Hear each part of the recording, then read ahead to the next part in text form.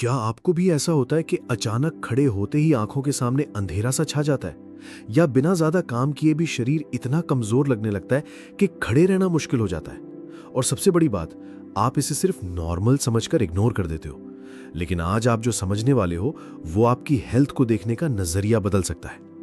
अब ध्यान से समझिए, बीपी लो का मतलब होता है ब्लड प्रेशर का सामान्य से नीचे चले जाना। हमारे शरीर में ब्लड का काम होता है ऑक्सीजन और न्यूट्रिएंट्स को हर अंग तक पहुंचाना। लेकिन जब बीपी कम हो जाता है तो ये सप्लाई सही तरीके से नहीं हो पाती, और इसी वजह से शरीर आपको सिग्नल्स देना शुरू करता है। चक्कर आना, कमजोरी महसूस होना, आंखों के सामने धुंधलापन, थकान बिना काम के भी महसूस होना। अब समझिए, शरीर ये सिग्नल्स क्यों देता है। शरीर कभी अचानक खराब नहीं होता, वो हमेशा पहले आपको छोटे छोटे संकेत देता है। बीपी लो भी एक ऐसा ही सिग्नल है जो बताता है कि अंदर कुछ इम्बैलेंस चल रहा है। अब जानते हैं इसके पीछे के मुख्य कारण।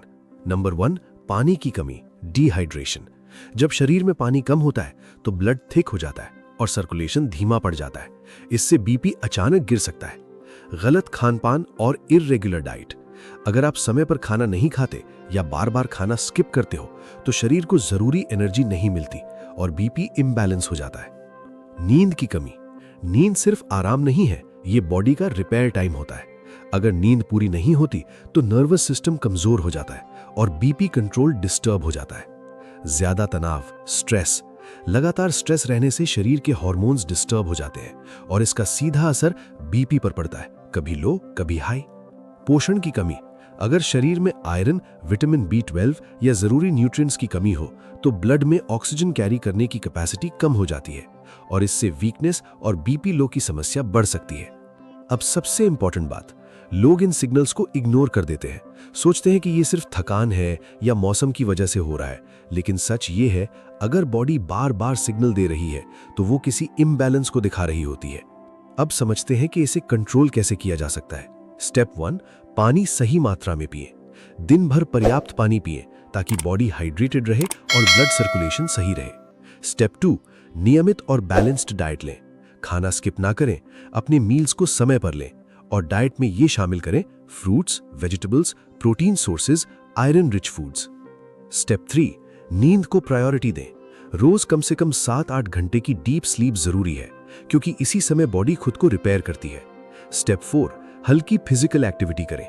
रोज 20 से 30 मिनट वॉक करें, इससे ब्लड सर्कुलेशन इंप्रूव होता है। स्टेप 5, स्ट्रेस कंट्रोल करें।